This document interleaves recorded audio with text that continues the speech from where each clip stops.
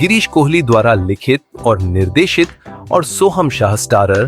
Film crazy cinema घरों में release हो गई है। 93 मिनट की ये फिल्म जबरदस्त है और एंड तक आपको सीट से बांधे रखती है। क्रेजी एक वन मैन शो है।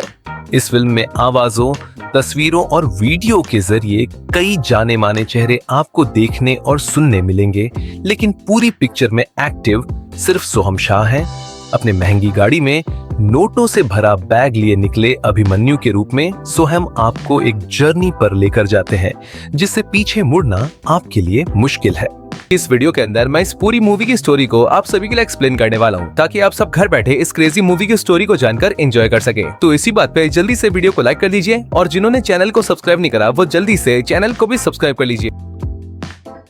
तो इस मूवी की स्टार्टिंग होती है एक्टर सोहम शाह से, और मूवी के स्टार्ट होते हमें पता लगता है कि इस मूवी के अंदर एक्टर सोहम शाह का नाम अभिमन्यु सूद है, और ये डॉक्टर अभिमन्यु सूद एक बहुत ही बड़ा डॉक्टर है जो कि दिल्ली के एक बड़े से हॉस्पिटल में काम करता है। लेकिन दोस्तों हम ये देखते हैं कि ये डॉक्टर अभिमन्यु अपने घर के अंदर एक बड़े से बैग में बहुत सारे पैसे अरेंज करता है और उस बैग के पैसे को लेकर सीधा अपनी गाड़ी में डालकर वहाँ से निकल जाता है। और इसी टाइम पर हमें पता लगता है कि डॉक्टर अभिमन्यु के पास जो पैसों का बैग है उसके अंदर पूरे 5 करोड़ रुपए हैं, और इस टाइम पर डॉक्टर अभिमन्यु ये सारे 5 करोड़ रुपए किसी को देने जा रहा है। अब गाड़ी चलाते हुए कुछ टाइम बाद ही हम ये देखते हैं कि डॉक्टर अभिमन्यु को किसी का फोन आता है, और जब वो फोन अटेंड करता है तब हमें पता लगता है कि वो फोन डॉक्टर अभिमन्यु के हॉस्पिटल के ओनर का है, जो कि फोन पर डॉक्टर अभिमन्यु से कहता है कि उनके पास ज्यादा टाइम नहीं है, इसीलिए उसे 5 करोड़ रुपए लेकर जल्दी से हॉस्पिटल पहुंचना होगा। इसके साथ ही दोस्तों हम ये भी देखते हैं कि अभिमन्यु के हॉस्पिटल का ओनर काफी गुस्से में होता है, और इसीलिए वो अभिमन्यु से काफी गुस्से में बात करता है एंड फोन काट देता है। लेकिन फिर दोस्तों इसके बाद की कहानी और डायलॉग्स में हमें पूरी स्टोरी पता लगती है, और हम ये जानते हैं कि डॉक्टर अभिमन्यु ये 5 करोड़ रुपए लेकर कहाँ जा रहा है। हम ये जानते हैं कि आज से काफी टाइम पहले डॉक्टर अभिमन्यु जिस हॉस्पिटल के अंदर काम करता है उस हॉस्पिटल में एक 12 साल का पेशेंट आया था, और उस पेशेंट को यानी कि 12 साल के बच्चे को अपेंडिक्स की प्रॉब्लम थी, और इसीलिए उसका अपेंडिक्स का ऑपरेशन कराने के लिए उसकी फैमिली उसे डॉक्टर अभिमन्यु के हॉस्पिटल में लेकर आई थी। लेकिन दोस्तों उस टाइम पर हॉस्पिटल में काफी सारे पेशेंट्स हैं, और इसीलिए इतने सारे पेशेंट्स होने पर उस 12 साल के बच्चे का इलाज करना पॉसिबल नहीं था। लेकिन तब भी दोस्तों डॉक्टर अभिमन्यु के हॉस्पिटल का जो ओनर था उसने उस बच्चे को हॉस्पिटल के अंदर भर्ती कर लिया, और डॉक्टर अभिमन्यु पर प्रेशर डाल के ये बोला कि वो उस 12 साल के बच्चे का ऑपरेशन करे। और हॉस्पिटल के ओनर ने ऐसा इसीलिए किया ताकि वो बच्चे की फैमिली से ऑपरेशन के नाम पर काफी पैसे चार्ज कर सके। लेकिन दोस्तों हमें पता लगता है कि जिस टाइम पर डॉक्टर अभिमन्यु उस 12 साल के बच्चे का ऑपरेशन कर दिया, उस टाइम पर डॉक्टर अभिमन्यु को ड्रग्स लेने की आदत थी, और इसीलिए जिस दिन उसे ऑपरेशन किया उस दिन भी उसने काफी ज्यादा ड्रग्स ले रखी थी, और इसीलिए डॉक्टर अभिमन्यु के नेग्लिजेंस की वजह से ऑपरेशन में उस 12 साल के बच्चे की मौत हो गई। और इसीलिए जब ये बात बच्चे की फैमिली को पता लगी कि डॉक्टर अभिमन्यु उनके बच्चे के इलाज ड्रग्स के नशे में कर रहा था, तब उस बच्चे की फैमिली ने डॉक्टर अभिमन्यु के ऊपर केस कर दिया और उससे अपने बच्चे की मौत का क्लेम मांगा। जिसके बाद ही दोस्तों कोर्ट के अंदर ये बात तय हुई कि अब डॉक्टर अभिमन्यु को उस बच्चे की फैमिली को 5 करोड़ रुपए देने पड़ेंगे, और 5 करोड़ देने के बाद ये केस सेटल होगा, अदरवाइज डॉक्टर अभिमन्यु को जेल जाना पड़ेगा। और इसलिए दोस्तों आज के दिन डॉक्टर अभिमन्यु ये 5 करोड़ लेकर सीधा हॉस्पिटल जा रहा है, ताकि वो ये पैसे उस 12 साल के बच्चे की फैमिली को दे दे और वो लोग केस सेटल कर ले। और इस पूरे केस के अंदर डॉक्टर अभिमन्यु के हॉस्पिटल का ओनर उस पर इसीलिए प्रेशर बना रहा है क्योंकि इस केस की वजह से उसके हॉस्पिटल की रेपुटेशन दांव पर लगी है। इसीलिए अगर डॉक्टर अभिमन्यु को जेल होती है तो उसकी वजह से हॉस्पिटल की भी बहुत बदनामी होगी, एंड इसी रीजन की वजह से हॉस्पिटल का ओनर बार बार अभिमन्यु को फोन कर रहा है और उसे जल्दी आने के लिए कह रहा है, ताकि जल्दी से जल्दी पैसे देकर केस को सेटल किया जा सके। अब दोस्तों इन सब के बाद ही हमें देखते हैं कि डॉक्टर अभिमन्यु अपनी कार को ड्राइव करके हॉस्पिटल जा रहा होता है। लेकिन दोस्तों आधे रास्ते पहुंचने के बाद ही डॉक्टर अभिमन्यु को एक अननोन नंबर से फोन आता है, और जब डॉक्टर अभिमन्यु उस फोन को उठाता है तब सामने वाला बंदा उससे कहता है कि वो जानता है कि डॉक्टर अभिमन्यु की बेटी का नाम वेदिका है, और उसने इस टाइम पर उसकी बेटी वेदिका को किडनैप कर लिया है, और अगर डॉक्टर अभिमन्यु को अपनी बेटी वेदिका वापस चाहिए तो उसके लिए डॉक्टर अभिमन्यु को किडनैपर को पूरे 5 करोड़ रुपए देने पड़ेंगे। लेकिन फिर इसके आगे किडनैपर डॉक्टर अभिमन्यु से कहता है कि अपनी बेटी को बचाने के लिए उसे पैसे कहाँ और किस टाइम पर लाने होंगे, ये सारी बातें वो डॉक्टर अभिमन्यु को आधे घंटे बाद जब दोबारा फोन करेगा तब बताएगा। और फिर ये बोलकर किडनैपर फोन काट देता है। अब अपनी बेटी की किडनैपिंग की बात सुनकर डॉक्टर अभिमन्यु थोड़ा सा घबरा जाता है, और फिर इसीलिए वो जल्दी से अपनी वाइफ को फोन करता है। अब दोस्तों स्टोरी में यहाँ पर हम जानते हैं कि डॉक्टर अभिमन्यु की फैमिली में उसकी एक वाइफ और 21 साल की बेटी है, लेकिन असल में डॉक्टर अभिमन्यु का उसकी वाइफ से कई साल पहले डाइवोर्स हो चुका है, और इसीलिए डॉक्टर अभिमन्यु की वाइफ और उसकी 21 साल की बेटी वेदिका दोनों से अलग रहती है। लेकिन दोस्तों यहाँ पर हमें ये भी पता लगता है कि डॉक्टर अभिमन्यु का डाइवोर्स उसकी बेटी की वजह से हुआ है, और ऐसा इसीलिए क्योंकि उसकी जो 21 साल की बेटी है जिसका नाम वेदिका है उसे डाउन सिंड्रोम नाम की बीमारी है। अब ये डाउन सिंड्रोम एक ऐसी बीमारी होती है जो कि काफी रेयर तो है, बट ये जिसको भी होती है वो अपने जन्म से दूसरे बच्चों से काफी अलग हो जाता है, क्योंकि जिसे सिंड्रोम होता है उसकी बॉडी का शेप दूसरे बच्चों से थोड़ा सा डिफरेंट हो जाता है, और साथ ही इस सिंड्रोम वाले बच्चे का दिमाग भी उसकी मां के दूसरे बच्चों के कंपैरिजन में काफी कमजोर होता है। यो समझ लीजिए कि डाउन सिंड्रोम वाला बच्चा देखने में भी काफी अजीब होता है, और और वो दिमाग से भी मंदबुद्धि होता है। और दोस्तों यही डाउन सिंड्रोम डॉक्टर अभिमन्यु की बेटी वेदिका को भी है। अब दोस्तों इसके बाद स्टोरी में हम ये देखते हैं कि किडनैपर की बात सुन के डॉक्टर अभिमन्यु सीधा अपनी एक्स वाइफ को फोन करता है और वो अपनी एक्स वाइफ से अपनी बेटी के बारे में पूछता है कि उसकी बेटी इस टाइम पर कहाँ पर है। लेकिन दोस्तों हम ये देखते हैं कि डॉक्टर अभिमन्यु की एक्स वाइफ उसे जवाब नहीं देती, बल्कि इसके बजाय वो डॉक्टर अभिमन्यु से झगड़ा करने लगती है। वो फोन पर अभिमन्यु से कहती है कि हम दोनों के डिवोर्स के बाद से हम काफी सालों से अलग रहे हैं और तब से हमारी बेटी को सिर्फ मैंने संभाला है। जहाँ तक कि तुमने मुझे डिवोर्स भी हमारी डॉटर की वजह से दिया था, क्योंकि तुम हमेशा अपनी बेटी से हेट करते थे और उसे लेकर मुझसे लड़ाइयाँ किया करते थे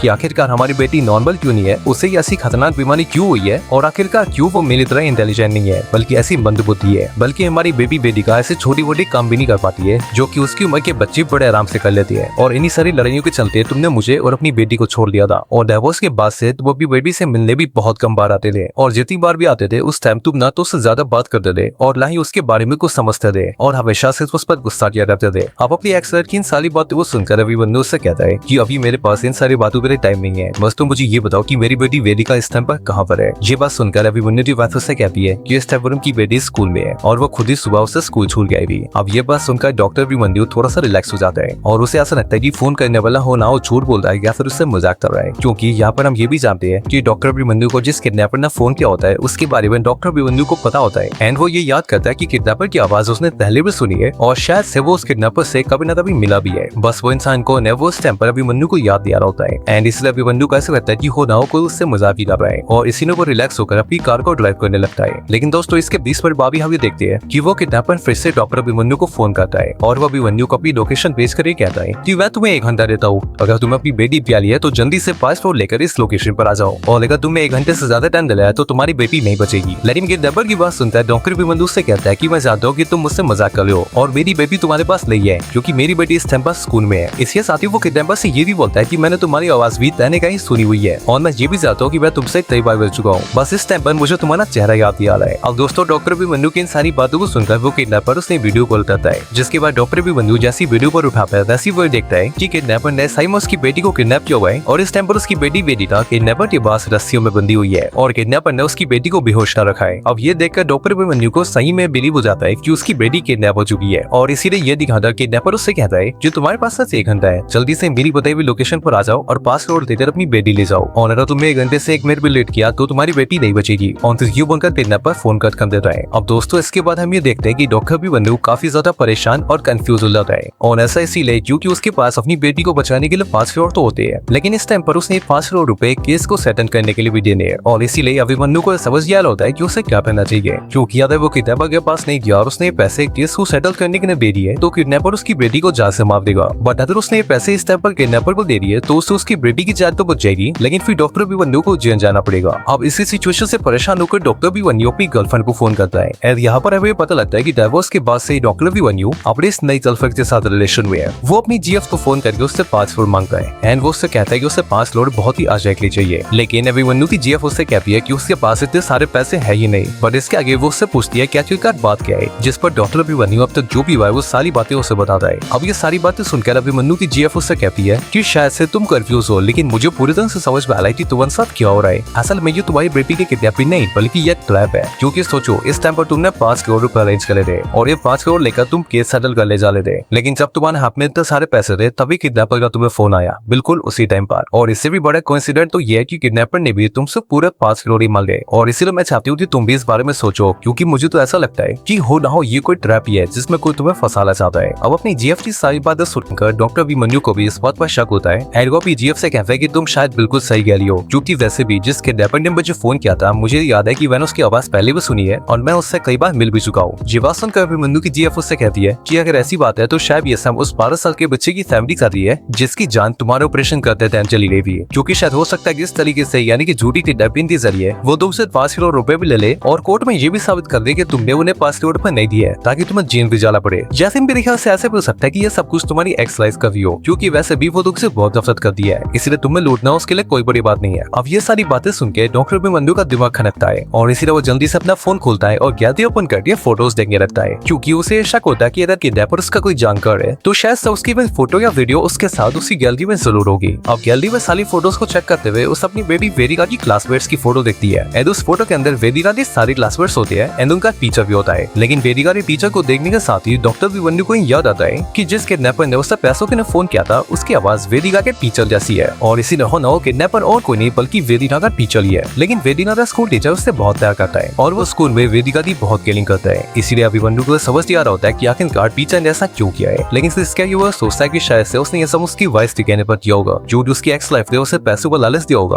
और इसलिए वेदिका ने टीचर इस झूठी किडनैपिंग में उसकी एक्स लाइफ के साथ मिल गया होगा और इस झूठी किडनैपिंग के जरिए वो लोग उससे 5 करोड़ रुपए लूटना चाहते हैं, जो कि वैसे भी वो अक्सर अपनी एक्स लाइफ के लिए हद जाया करता था और इसीलिए उसकी एक्स लाइफ को डॉक्टर अभिमन्यु के केस और 5 करोड़ के सेटलमेंट के बारे में पता ही था। अब दोस्तों लकीली इसी टाइम पर अभिमन्यु की वाइफ उससे फोन करती है और वो फोन पर रो रही होती है एंड वो अभिमन्यु से कहती है कि मैंने वेदिका के बारे में पता किया, वो स्कूल में नहीं है और उसके टीचर्स को भी वेदिका के बारे में कुछ भी पता नहीं है और इसीलिए उनकी बेटी वेदिका किडनैप हो चुकी है। इसीलिए वो चाहती है कि अभिमन्यु जल्दी से किडनैपर के पास जाए और उससे उसकी बेटी को छुड़ाते लेकर आए। ये बात सुन के अभिमन्यु अपनी एक्स लाइफ से कहता है कि मैं चाहता हूँ तुम ड्रामा कर रही हो और मैं जान चुका हूँ जो हमारी बेबी का किडनैप किसने किया है, उसका किडनैप उसके टीचर ने किया है और मैं ये भी जानता हूँ कि तुम उसके साथ मिली हुई हो। लेकिन दोस्तों अभिमन्यु की बात सुन के उसके एक्स लाइफ उससे कहती है कि मैं अपनी बेबी की कसम खाती हूँ मैं उसके साथ नहीं मिली हुई और मुझे किडनैपिंग के बारे में कुछ नहीं पता है और अगर तुम इस पर मेरी हेल्प नहीं करोगे तो मैं पुलिस के पास जा रही हूँ। पुलिस के पास सुनता है अभिमन्यु से रोक देता है एंड वो अपनी एक्स लाइफ से कहता है कि अगर तुमने पुलिस की मदद ली और किडनैपर को इस वाले पता लगा तो हो सकता है कि वो दीदी का वो जान से मार दे। बाकी दोस्तों उसके साथ ही वो भी एक्स लाइफ पर बिलीव करता है और वो ये समझ जाता है कि वो दाव उसकी बेटी के किडनैपिंग में सिर्फ उसके टीचर का ही हाथ है और फिर इसीलिए डॉक्टर अभिमन्यु ये डिसाइड करता है कि अब वो सीधा टीचर की बताई हुई लोकेशन पर जाएगा और वहाँ जाकर उसे 5 करोड़ देकर अपनी बेटी की जान बचाएगा। अब इसके लिए वो 8 घंटे का टाइमर सेट करता है और जल्दी से अपनी कार को ड्राइव करते हुए सीधा लोकेशन पर निकल जाता है। लास्ट टाइम उसे काफी सारे प्रॉब्लम्स हुई है जैसे की तरह से खराब रास्ते और बड़े बड़े गड्ढे, लेकिन वो कहीं रुकता और अपनी गाड़ी को तेजी से ड्राइव करके जाता है। जाते हुए रास्ते में उसकी कार पंचर हो जाती है बट तभी वो जल्दी से अपनी कार के पंचर को ठीक करता है और टायर बदलकर बिना रुके जल्दी से लोकेशन पर पहुंचता है। लोकेशन पर पहुंचते ही उसे किडनैपर का फोन आता है और किडनैपर यानी कि टीचर डॉक्टर अभिमन्यु से कहता है कि वो जहाँ पर खड़ा है उसके सामने एक टनल है और इसीलिए वो टनल के अंदर जाए और 300 बैग वहाँ पर रख दे और वहाँ से 1 किलोमीटर सीधा सामने जाए और 1 किलोमीटर चलने के बाद ही उसे उसकी बेटी मिल जाएगी। अब डॉक्टर अभिमन्यु ऐसे करता है, वो टनल के पास जाता है, उसमें पैसे डाल देता है और वहाँ से अपनी कार को ड्राइव करके अपनी बेबी के पास जाता है। लेकिन 100-200 मीटर कार को ड्राइव कर दी उसे पता लगता है कि उसकी गाड़ी बंद हो चुकी है क्योंकि उसकी गाड़ी का सारा पेट्रोल खत्म हो चुका होता है। नहीं क्योंकि टाइम काफी कम होता है इसीलिए वो जल्दी से पैदल निकल जाए और भागते हुए अपनी बेटी को बचा ले जा पाए। लेकिन रास्ते में वो कंस्ट्रक्शन की गाड़ी से टकरा जाता है जिस वजह से वो बहुत ज्यादा इंजर्ड हो जाता है, उसकी बॉडी से खून निकलने लगता है और उसके एक पैर का घुटना भी डिस्लोकेट हो जाता है। लेकिन डॉक्टर अभिमन्यु तब भी हार नहीं मानता है और वो जल्दी से दर्द सहते हुए अपने घुटने को ठीक करता है और लंदनाते अपनी बेबी के पास जाता है। अब 1 किलोमीटर चलने के बाद वो देखता है कि उसके सामने बहुत सारी बोरियां पड़ी है और इसीलिए उन बोरियों को देखकर उसे ऐसा लगता है कि शायद से उनमें से किसी एक बोरी के अंदर उसकी बेबी है और इसीलिए वो जल्दी से उस सारी बोरियों को खोलने लगता है। लेकिन 10-12 बोरियों को खोलने के बाद उसे एक बोरी के अंदर से वही पैसों का बैग मिलता है जो 5 नोट के पैसों वाला बैग उसने टनल में डाल दिया था। बट वो ये नहीं समझ पाता कि वो पैसों का बैग जो उसने टनल में डाला था वो टीचर ने यहाँ पर तुरंत दिया है। अब दोस्तों इसके बाद उसे किडनैपर था यानी कि टीचर का फिर से फोन आता है और इसीलिए फोन उठाते डॉक्टर अभिमन्यु बहुत ही गुस्से में उससे कहता है कि मेरे साथ ये सारा मजाक करना बंद कर दो, मुझे मेरी बेटी कहाँ है वो बताओ। बट दोस्तों उसी टाइम पर हमें देखते हैं कि सामने फोन से उसकी बेटी की आवाज आती है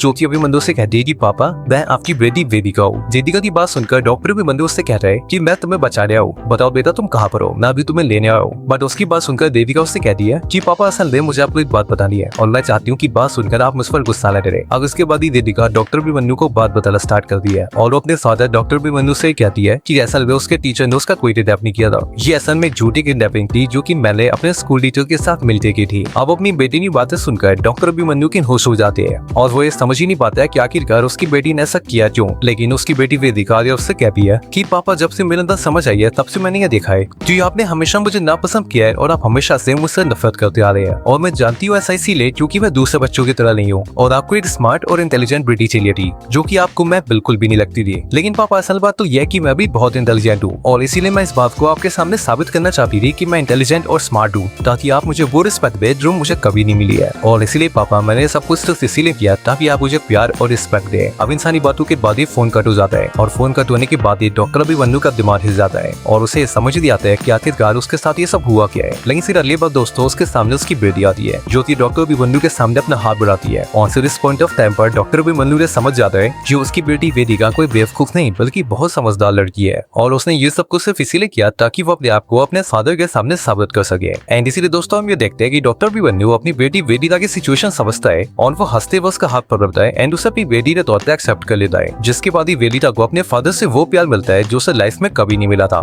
तो दोस्तों यह थी आज की मूवी की पूरी कहानी। अगर आपको यह वीडियो पसंद आया हो तो लाइक जरूर करें, अपनी राय कमेंट में बताएं और इस वीडियो को अपने दोस्तों के साथ शेयर करना ना भूलें। और हाँ, अगर आप ऐसी ही मजेदार मूवी एक्सप्लेनेशन चाहते हैं तो चैनल को सब्सक्राइब करें और बेल आइकन दबाएं ताकि आपको हमारी हर नई वीडियो की नोटिफिकेशन सबसे पहले मिले। मिलते हैं अगली धमाकेदार फिल्म एक्सप्लेनेशन में। तब तक सिनेमा का आनंद लीजिए और बने रहिए हमारे साथ।